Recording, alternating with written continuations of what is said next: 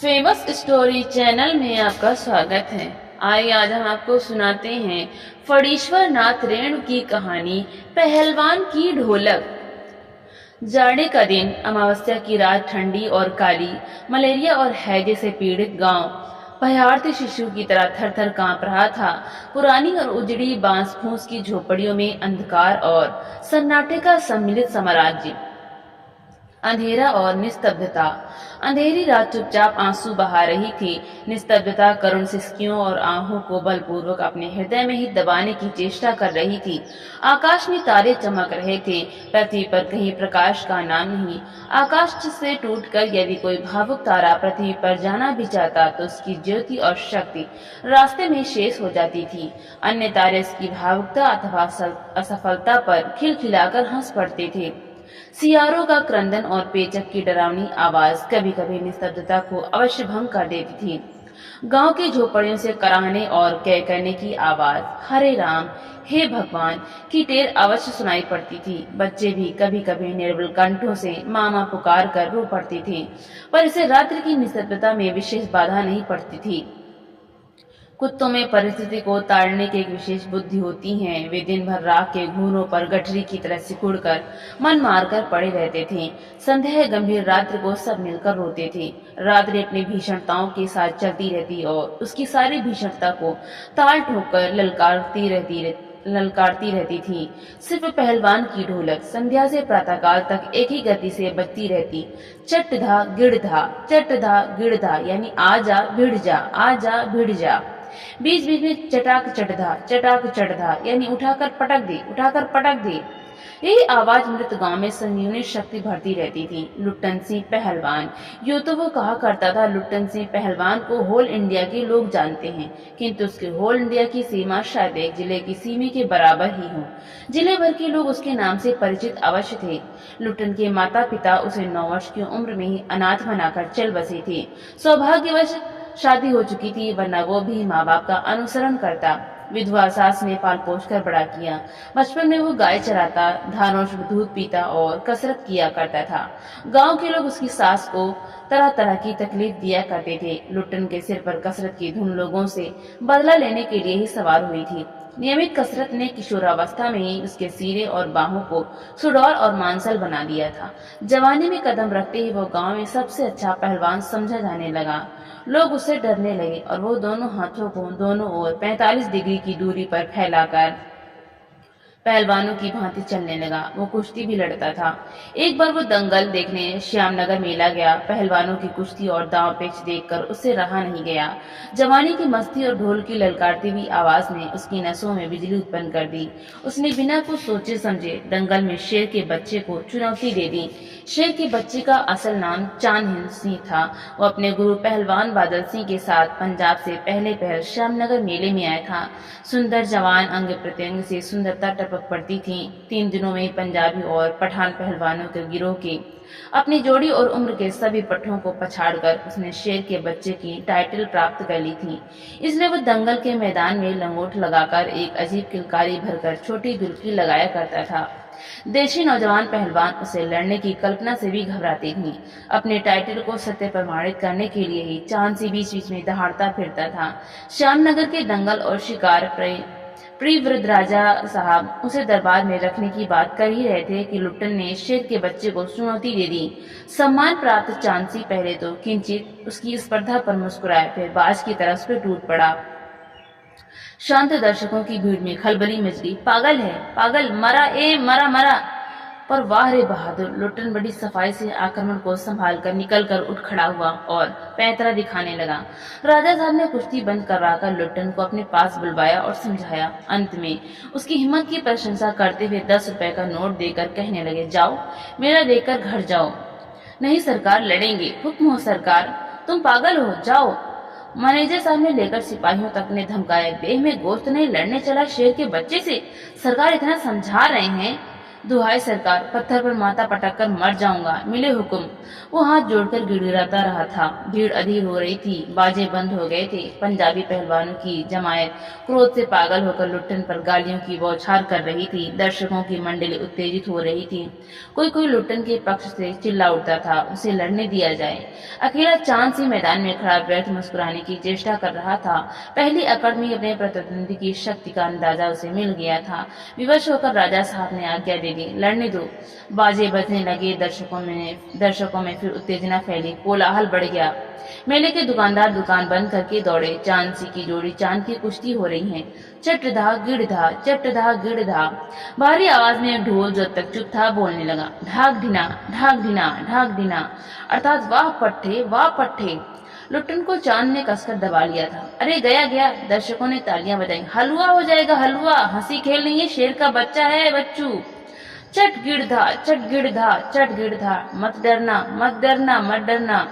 लुट्टन की गर्दन पर केहूनी डालकर चांद चित करने की कोशिश कर रहा था। वही दफना दे बहादुर, बादल से अपने शिष्य को उत्साहित कर रहा था। लुट्टन की आंखें बाहर निकल रही थी। उसकी छाती फटने फटने को हो रही थी। बहुमत चांद के पक्ष में थी। सभी चांद को शाबाशी दे रहे थे। लुट्टन के पक्ष में सिर्फ ढोल की आवाज थी, जिसके ताल पर वो अपनी शक्ति और दांव-पेच की परीक्षा ले रहा था, अपनी हिम्मत को बढ़ा रहा था। अचानक ढोल की एक पतली आवाज सुनाई पड़ी, धाक धिना तिरकट तिना, धाक धिना तिरकट तिना। लुट्टन को स्पष्ट सुनाई पड़ा। ढोल कह रहा था, दांव काटो बाहर हो जा, दांव काटो बाहर हो जा। लोगों के आश्चर्य की सीमा नहीं रही। लुट्टन दांव काटकर बाहर निकला और तुरंत लपक कर उसने चांद की गर्दन पकड़ ली। वाह रे मिट्टी के शेर, अच्छा बाहर निकल आया, इसीलिए तो जनमत बदल रहा था। मोटी और भोंडी आवाज वाला ढोल बज उठा। चटाक चटधा, चटाक चटधा, उठा पटक दे, उठा पटक दे। लुट्टन ने चालाकी से दांव और जोर लगाकर चांद को जमीन पर दे मारा। धिक धिना, अर्थात चित करो, चित करो। लुट्टन ने अंतिम जोर लगाया। चांद से चारों खाने चित हो रहा था। धा गिड़ गिड़ धा, धा गिड़ गिड़ धा, धा गिड़ गिड़।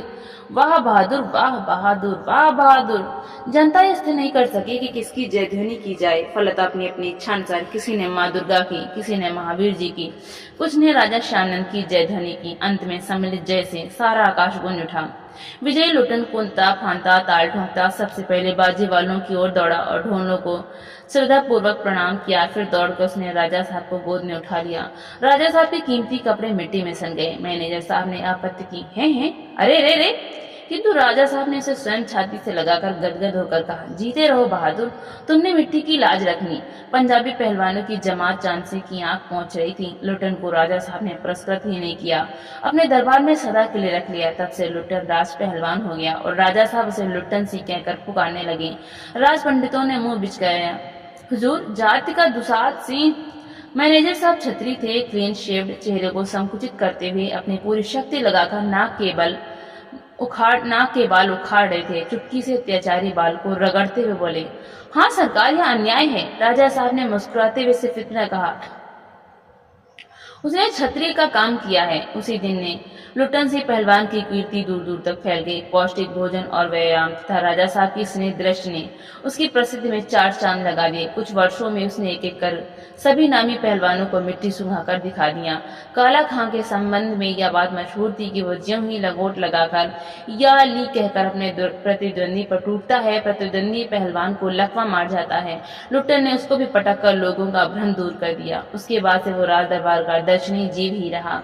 चिड़ियाखाने में पिंजड़े और जंजीरों को झकोर कर बाघ दहाड़ता। हाँ सुनने वाले कहते राजा का बाघ बोला।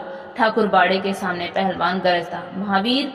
लोग समझ लेते पहलवान बोला। मेले में वो घुटनों तक लंबा चोंगा पहने अस्त व्यस्त पगड़ी बांधकर मतवाले हाथी की तरह झूमता चलता। दुकानदारों को चोहल करने की सूती। हलवाई अपनी दुकान पर बुलाता, पहलवान काका, ताजा रसगुल्ला बनाए है, जरा नाश्ता कर लो। पहलवान बच्चों की सी स्वाभाविक हंसी हंसकर कहता, अरे तनी मनी काहे, ले आओ 1.5 से, और बैठ जाता। 2 से रसगुल्लों को दरस्त करके मुंह में 8-10 पान की गिलोरियां ठूंस, ठुड्डी को पान के रस से लाल करते हुए अपनी चाल में मेले में घूमता। मेले से दरबार लौटने के समय उसकी अजीब हुलिया रहती। आंखों पर रंगीन अबरख का चश्मा, हाथ में खिलौने को नचाता और मुंह से पीतल की सीसी बजाता। हंसता हुआ वो वापस जाता, बल और शरीर की वृद्धि के साथ बुद्धि का परिणाम घटकर बच्चों की बुद्धि के बराबर ही रह गया था। उसने दंगल में ढोल की आवाज सुनते ही वो अपने भारी भरकम शरीर का प्रदर्शन करना शुरू कर देता था। उसकी जोड़ी तो मिलती ही नहीं थी। यदि कोई उसे लड़ना भी चाहता तो राजा साहब लुट्टन को आज्ञा ही नहीं देते। इसलिए वो निराश होकर लंगोट लगाकर देह में मिट्टी मल और उछल कर अपने को सांड या भैंसा साबित करता रहता था। बूढ़े राजा साहब देख देख कर मुस्कुराते रहते। यूं ही 15 वर्ष बीत गए। पहलवान अजेय रहा। वो दंगल में अपने दोनों पुत्रों को लेकर उतरता था। पहलवान की सास पहले ही मर चुकी थी। पहलवान की स्त्री भी 2 पहलवानों को पैदा करके स्वर्ग सिधार गई थी। दोनों लड़के पिता की तरह ही गठीले और तगड़े थे। दंगल में दोनों को देखकर लोगों के मुंह से अनायास ही निकल पड़ता, वाह, बाप से भी बढ़कर निकलेंगे ये दोनों बेटे। दोनों ही लड़के राज दरबार के भावी पहलवान घोषित हो चुके थे। अतः दोनों का भरण पोषण दरबार से हो रहा था। प्रतिदिन प्रातःकाल पहलवान स्वयं ढोलक बजा बजा कर दोनों से कसरत करवाता। दोपहर में लेटे लेटे दोनों को सांसारिक ज्ञान की भी शिक्षा देता। समझे, ढोलक की आवाज पर पूरा ध्यान रखना। हाँ, मेरा कोई गुरु कोई पहलवान नहीं, यही ढोल है, समझे। ढोल की आवाज के प्रताप से ही मैं पहलवान हुआ। दंगल में उतरकर सबसे पहले ढोलों को प्रणाम करना, समझे। ऐसी बहुत सी बातें वो कहा करता। फिर मालिक को कैसे खुश रखा जाता है, कब कैसा व्यवहार करना चाहिए आदि की शिक्षा वो नित्य दिया करता था। किंतु उसकी शिक्षा दीक्षा सबकी एक राय पर एक दिन पानी फिर गया। वृद्ध राजा स्वर्ग सिधार गए। नए राजकुमार ने विलायत से आते ही राज्य कार्य अपने हाथ में ले लिया। राजा साहब के समय जो शिथिलता आ गई थी, राजकुमार के आते ही दूर हो गई। बहुत से परिवर्तन हुए। उन्हीं परिवर्तनों की चपेटाघात में पड़ा पहलवान भी। दंगल का स्थान घोड़े की रेस ने ले लिया। पहलवान तथा दोनों भावी पहलवानों का दैनिक भोजन वे सुनते ही राजकुमार ने कहा, टेरिबल। नए मैनेजर ने कहा, हॉरिबल। पहलवान को साफ जवाब मिल गया। राज दरबार में उसकी आवश्यकता नहीं। उसको गिड़गिड़ाने का भी मौका नहीं दिया गया। उसी दिन वो ढोलक कंधे से लटकाकर अपने दोनों पुत्रों के साथ अपने गांव में लौट आया और वहीं रहने लगा। गांव के एक छोर पर गांव वालों ने एक झोपड़ी बांध दी। वहीं रहकर वो गांव के नौजवानों और चरवाहों को कुश्ती सिखाने लगा। खाने पीने का खर्च गांव वालों की ओर बंधा हुआ था। सुबह शाम वो स्वयं ढोलक लेकर अपने शिष्यों और पुत्रों को दांव पेच वगैरह सिखाया करता था। गांव के किसान और खेतिहर मजदूर के बच्चे भला क्या खाकर कुश्ती सीखते। धीरे धीरे पहलवान का स्कूल खाली पड़ने लगा। अंत में अपने दोनों पुत्रों को वो ढोलक बजा बजा कर लड़ाता रहा, सिखाता रहा। दोनों लड़के दिन भर मजदूरी करके जो कुछ भी लाते उसी में गुजर होती रही। अकस्मात गांव पर वज्रपात हुआ। पहले अनावृष्टि, फिर अन्न की कमी, तब मलेरिया और हैजे ने मिलकर गांव को भूनना शुरू कर दिया। गांव प्राय सूना हो चला था। घर के घर खाली पड़ गए थे। रोज 2-3 लाशें उठने लगी। लोगों में खलबली मची हुई थी। दिन में तो कलरव, हाहाकार तथा हृदय विदारक रुदन के बावजूद भी लोगों के चेहरे पर कुछ प्रभा दृष्टि गोचर होती थी। शायद सूर्य के प्रकाश में सूर्योदय होते ही लोग कांकते कूकते कराहते अपने अपने घरों से बाहर निकलकर अपने पड़ोसियों और आदमियों को ढांढस देते थे। अरे क्या करोगी रोकर, दुल्हन जो गया सो गया, वो तुम्हारा ही था, वो जो है उसको तो देखो। भैया, घर में मुर्दा रखे कब तक रोगे, कफन कफन की क्या जरूरत है, दे आओ नदी में, इत्यादि। किंतु सूर्यास्त होते ही जब लोग अपने अपने झोपड़ियों में घुस जाते तो चूं भी नहीं करते। उनकी बोलने की शक्ति भी जाती रहती थी। पास में दम तोड़ते पुत्र को अंतिम बार बेटा कहकर पुकारने की भी हिम्मत माताओं की नहीं होती थी। रात्रि की विभीषिका को सिर्फ पहलवान की ढोलक ही ललकार कर चुनौती देती रहती थी। पहलवान संध्या से सुबह तक चाहे जिस ख्याल से ढोलक बजाता हो, किंतु गांव के अर्धमृत औषधि उपचार पथ्यविहीन प्राणियों में वो संजीवनी शक्ति ही भरती थी। बूढ़े बच्चे जवानों को शक्तिहीन आंखों के आगे दंगल का दृश्य नाचने लगता था। स्पंदन शक्ति शून्य शून्य स्नायुओं में भी बिजली दौड़ जाती थी। अवश्य ढोलक की आवाज में न तो बुखार हटाने का कोई गुण था और न महामारी की सर्वनाश गति को रोकने की शक्ति ही। पर इसमें संदेह नहीं कि मरते हुए प्राणियों को आंख मूंदते समय कोई तकलीफ नहीं होती थी। मृत्यु से वे डरते नहीं थे। जिस दिन पहलवान के दोनों बेटे क्रूर काल की चपेटाघात में पड़े, असह्य वेदना से छटपटाते हुए दोनों ने कहा था, बाबा उठा पटक दो आला, ताल बजाओ, चटाक चढ़ा चटाक चढ़ा। सारी रात ढोलक पीटता रहा पहलवान। बीच बीच में पहलवानों की भाषा में उत्साहित भी करता था, मारो बहादुर। प्रातःकाल उसने देखा उसके दोनों बच्चे जमीन पर निस्पंद पड़े हैं। दोनों पेट के बल पड़े हुए थे। एक ने दांत से थोड़ी मिट्टी खोद ली थी। एक लंबी सांस लेकर पहलवान ने मुस्कुराने की चेष्टा की थी। दोनों बहादुर गिर पड़े। उस दिन पहलवान ने राजा श्यानंद की दिव्य रेशमी जांघिया पहन ली, सारे शरीर में मिट्टी मलकर थोड़ी कसरत की, फिर दोनों पुत्रों को कंधों पर लादकर नदी में बहाया। लोगों ने सुना तो दंग रह गए, कितनों की हिम्मत टूट गई। किंतु रात में फिर पहलवान की ढोलक की आवाज प्रतिदिन की भांति सुनाई पड़ी। लोगों की हिम्मत दुगनी बढ़ गई। संतप्त पिता माताओं ने कहा, दोनों पहलवान बेटे मर गए, पर पहलवान की हिम्मत तो देखो, 1.5 हाथ का कलेजा है। 4-5 दिनों के बाद एक रात को ढोलक की आवाज नहीं सुनाई पड़ी, ढोलक नहीं बोली। पहलवान के कुछ दिलेर किंतु रोगण शिष्यों ने प्रातःकाल जाकर देखा, पहलवान की लाश चित पड़ी है। रात में सियारों ने सुगठित बाई जांग के मांस को खा डाला है। पेट पर भी आंसू पहुंचते हुए एक ने कहा, गुरुजी कहा करते थे कि जब मैं मर जाऊं तो चिता पर मुझे चित नहीं, पेट के बल सुलाना। मैं जिंदगी में कभी चित नहीं हुआ और चिता सुलगाने के समय ढोलक बजा देना। वो आगे बोल नहीं सका।